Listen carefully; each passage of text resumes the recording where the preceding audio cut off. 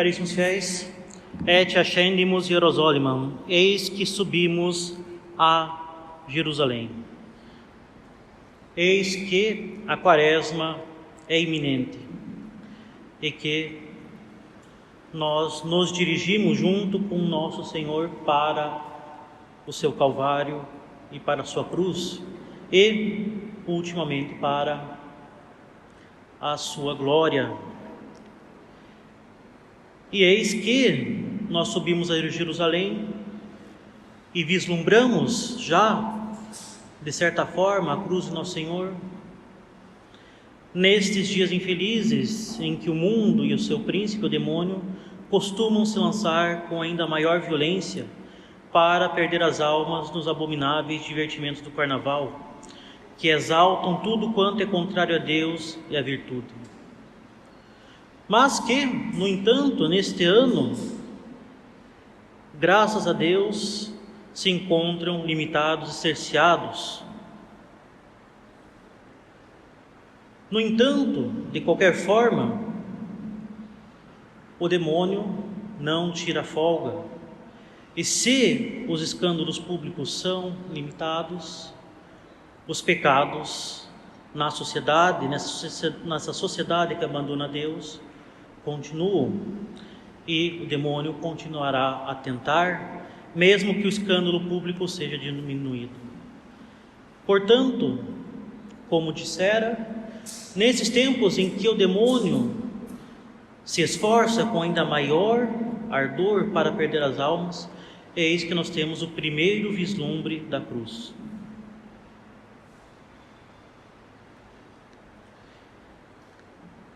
Este ano, graças a Deus, os escândalos públicos estão mais limitados devido ao cerceamento dessas reuniões pecaminosas e blasfemas.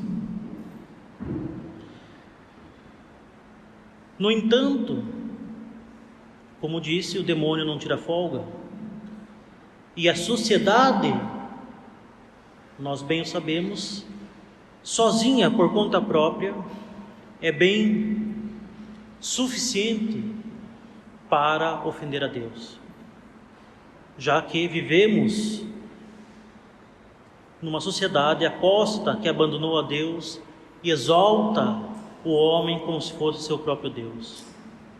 Assim, o Evangelho tem todo o seu valor, e a lembrança da necessidade de reparação da nossa parte é sempre presente,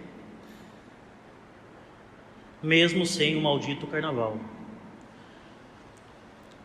O recesso permanece, e mesmo se os pecados não têm sua dimensão de grande escândalo público, o demônio não deixa de perder tempo nem oportunidade. Assim, diante da tristeza causada por tantas almas que se lançam no colo do demônio, a Santa Igreja nos faz contemplar o anúncio da paixão do Senhor, que tanto sofreu por nossos pecados, buscando levar os fiéis a salutar penitência que é tão necessária, não somente diante dos nossos tempos, mas diante da iminência da quaresma. Assim diz hoje o bom Jesus: eis que subimos para Jerusalém e será cumprido tudo quanto está escrito pelos profetas relativo ao Filho do Homem, porque ele será entregue aos gentios e será escarnecido e açoitado e cuspido, e depois de o açoitarem, o matarão, e ressuscitará ao terceiro dia. Mas, diz o Evangelho, os discípulos não entendiam o que significavam essas palavras. Agora, nós bem temos diante de nós todos os dias todo o significado dessas palavras. Nosso Senhor é escarnecido, açoitado e cuspido. Na sociedade atual, Ele é escarnecido, açoitado e cuspido pelo Estado apóstata que combate os direitos de Deus. Ele é escarnecido, açoitado e cuspido em tantos pecados, em tantos escândalos que ocorrem todos os dias. Ele é escarnecido, açoitado e cuspido por nós mesmos, pelos nossos pecados. Ele é escarnecido, ele é açoitado e cuspido, e ele é morto em nossas almas sempre que nós caímos em pecado mortal. E nós temos o significado dessas palavras e nós sabemos o que nós devemos fazer. Fazer penitência, nos arrepender dos nossos pecados, ir à confissão e reparar o máximo que podemos de tudo quanto nós fazemos e ofendemos a Deus. No entanto, há uma outra dificuldade que pode se apresentar a nós. Nós podemos ter uma dificuldade maior na compreensão do Evangelho que nos apresenta a Santa Romana Igreja, devido à sua aparente falta de unidade. Se ele começa com o anúncio da paixão do Senhor, ele passa logo em seguida para a cura do cego de Jericó, e nesse episódio é ele concluído. No entanto, caríssimos, um episódio está intimamente ligado ao outro. Com efeito, caríssimos, como já ouvíramos há alguns meses na parábola do bom samaritano, as terras baixas de Jericó, e particularmente a íngreme descida de Jerusalém para essa região, apresenta a queda da natureza humana pelo pecado original. O homem, pelo pecado, afastou-se da cidade santa, isto é, da graça e da amizade de Deus, e rolou ladeira abaixo para a escravidão do demônio e para a escravidão dos seus ilusórios prazeres, onde permanece ferido, incapaz de retornar para a sua santa pátria. Uma das chagas deixadas na natureza humana pelo pecado original é justamente a dificuldade em conhecer a verdade. E é bem isso que vemos no relato evangélico, quando Cristo fala explicitamente sobre a sua paixão, morte e ressurreição em cumprimento às santas profecias do Antigo Testamento, para deixar os seus discípulos preparados para tais eventos que ocorreriam bem em breve. No entanto, nosso Senhor não é por eles compreendido. E Ele, nós temos bem caríssimos, o verdadeiro bom samaritano fala-lhes tais coisas, subindo para Jerusalém. Isto é, vai Ele a Jericó, para depois subir à cidade santa, e indo ao encontro do homem pecador, para lhe conduzir ao caminho da salvação.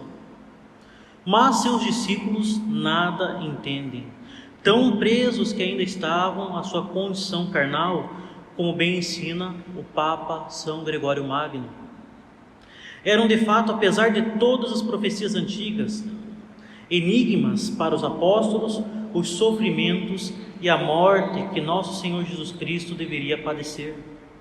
Não entendiam que fosse tão indignamente tratado o Messias tanto tempo esperado, nem lhes parecia compatível tanta ignomínia com a dignidade e grandeza do seu mestre.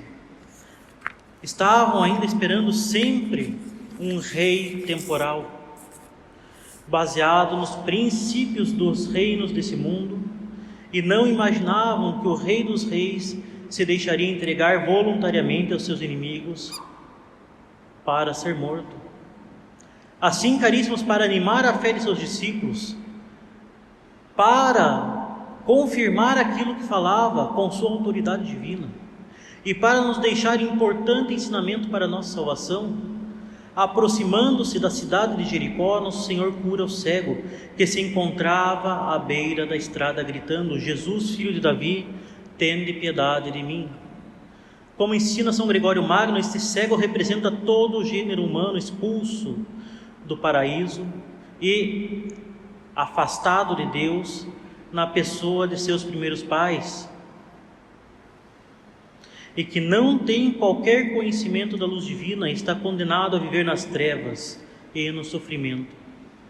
Contudo, a presença do seu Redentor lhe ilumina. Ele começa a ver as alegrias da luz interior e, desejando-as, pôde pôr os pés na caminhada da vida das boas obras. O milagre deveria, caríssimos, quanto aos discípulos, reafirmar ainda mais uma vez a autoridade divina de Cristo, que sendo Deus não podia se enganar nem nos enganar, e assim deveriam bem compreender as profecias e como elas deveriam se cumprir em nosso Senhor, estando preparados para os desafios e tribulações que apareceriam com a paixão. Quanto ao homem caído no mundo, vem Cristo lhe mostrar a necessidade de ser curado da sua cegueira espiritual, como bem pede o cego. Quando nosso Senhor lhe pergunta: que queres que eu faça? E ele diz: Senhor, que eu veja. Domine ut videam. Para o homem ser curado da cegueira espiritual, ele deve pedir que possa ver. Cristo mostra justamente essa necessidade de sermos curados, de termos os olhos da alma abertos e iluminados pela luz sobrenatural da fé, para seguirmos a Cristo, que é o caminho, a verdade e a vida, pela sua paixão e pelo seu Calvário, glorificando a Deus nesta peregrinação que nós fazemos da Jericó terrena, isto é, através deste mundo de misérias, até a glória de Jerusalém celeste, ou seja, até a vida eterna. Nós precisamos ver, verdadeiramente precisamos ver, para não nos deixarmos ser enganados pelas ilusões e âncoras e pesos que nos prendem à nossa Jericó, a este mundo de misérias. Nós precisamos ver todos os dias, relembrar todos os dias qual é o nosso objetivo nesse mundo. Que o que realmente nós precisamos lembrar todos os dias que o que realmente importa é a eternidade e não os prazeres e ilusões, riquezas desse mundo. Nós precisamos ver verdadeiramente a realidade mais importante da nossa vida, que é justamente a realidade sobrenatural. Caríssimos, diante de tantas imoralidades que reinam abundantemente na sociedade de hoje, e muito particularmente nesses dias em que nosso Senhor costuma ser particularmente ultrajado, clamemos como o cego de Jericó a Jesus diante do Santíssimo Sacramento, que nós teremos a oportunidade de contemplar na terça-feira, dizendo: Jesus, filho de Davi, tende piedade de mim, pedindo assim misericórdia para nós e para todo o mundo. Mesmo se este ano, dada as circunstâncias de cerceamento, as ofensas públicas ao bom Deus serão um pouquinho diminuídas, isto não basta, está longe de bastar. Mesmo se os escândalos públicos não serão tão visíveis, as ofensas e ultrajes ao Sagrado Coração de Jesus, todos os dias, são incontáveis em todos os âmbitos dessa sociedade que abandonou a Deus e cultua o homem no lugar de Deus e que se encontra claramente sob a escravidão do demônio. Enquanto Deus não reinar em seu trono sobre as sociedades como lhe é devido, não podemos deixar de reparar pelas abundantes ofensas e pelos divinos direitos que lhes são negados em todos os âmbitos da sociedade. Caríssimos, se os escândalos públicos não serão tão visíveis, nós não podemos descansar e não podemos deixar de reparar por tantas ofensas que são realizadas ao nosso bom Deus e que lhes tanto afligem. Aproveitemos esses dias não somente para fazer um verdadeiro exame de consciência para a quaresma que se inicia, mas também aproveitemos esta segunda e terça-feira para, o quanto podemos, reparar tantas ofensas que são feitas ao bom Deus. Não podemos nos esquecer que se tantas misérias, se tantos castigos afligem a sociedade de hoje, isso se deve ao abandono de Deus, não só pelos indivíduos, mas pelos governos e pelas sociedades e pelas nações. E as nações merecem claramente esses castigos. Se nós queremos que eles sirvam verdadeiramente para a conversão das pessoas, para a nossa própria conversão e para que os flagelos sejam um pouco aliviados, devemos fazer penitência e devemos fazer reparação. Também devemos examinar a nossa consciência, reparar por tantas ofensas que nós próprios fizemos em toda a nossa vida e que ainda fazemos com os nossos pecados, pois essas ofensas devem ser reparadas. Aproveitemos também para ver como nós podemos fazer penitência nesta quaresma que vai se iniciar. A igreja recomenda 3 penitências claramente, que é a oração, o jejum e a esmola, que é a adoração que nós devemos a Deus e que deixamos de fazer pela oração, que é a mortificação da nossa carne, por meio da qual nós ofendemos a Deus todos os dias, e a caridade, a prática da caridade com o nosso próximo, por meio da esmola. Esses 3 meios que nós devemos buscar praticar a mortificação e a penitência nesta quaresma. É sempre bom que nós tenhamos de forma bem clara quais são as possibilidades que nós temos para fazer mortificação e penitência durante a quaresma. É sempre bom ter 3 práticas: uma prática de oração, uma prática de mortificação da nossa carne, uma prática de caridade para com o nosso próximo.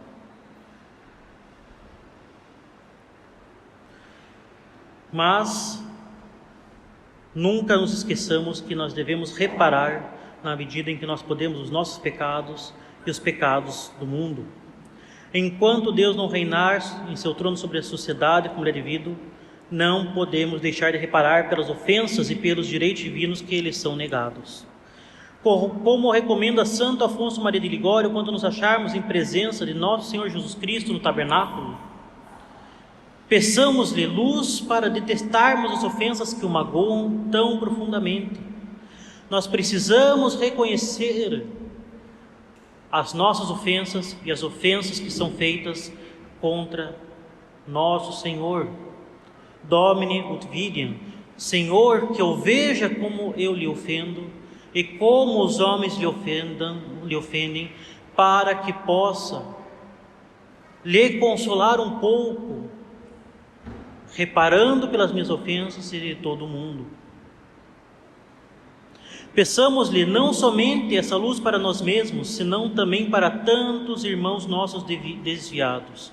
Domine ut videam, Senhor, fazei-me ver.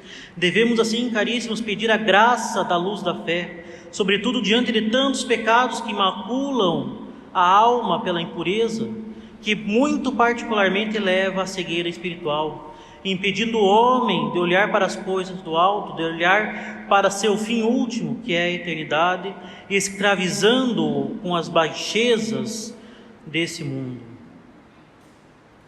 Caríssimos, os pecados da impureza nos deixam como porcos, não somente comendo o lixo mais baixo do mundo, mas impedidos de olhar para cima. Muito particularmente o pecado da impureza leva à cegueira espiritual, por isso que ele muito particularmente escraviza o homem. Com efeito, nosso Senhor Jesus Cristo diz no Sermão da Montanha: bem-aventurados os puros de coração, porque verão a Deus. Aqui não se trata exclusivamente da virtude da castidade, mas sobretudo da reta intenção de nossos desejos, de buscar em primeiro lugar a Deus e não a nossa própria satisfação sensível.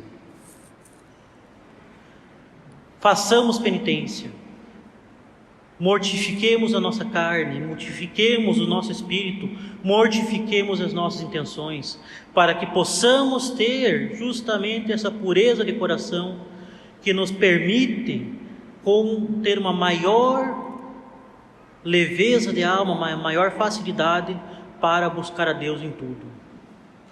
Assim, caríssimos, ponhamo-nos a partir de hoje aos pés de nosso Senhor, busquemos consolá-lo com nossas penitências, busquemos na Santa Missa adorar a nosso Senhor Jesus Cristo sacramentado, fazer uma boa comunhão, e não nos esqueçamos de adorar o Santíssimo. Tenhamos essa generosidade na terça-feira de nos colocar aos pés do Senhor sacramentado e pedir-lhe, como mendigos da graça, que a sua virtude nos ilumine e faça olhar com fé para o alto, onde Ele está sentado à nossa espera.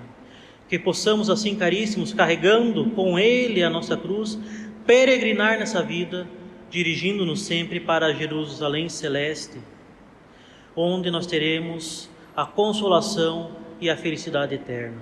Louvado seja o nosso Senhor Jesus Cristo. Em nome do Pai, do Filho e do Espírito Santo. Amém.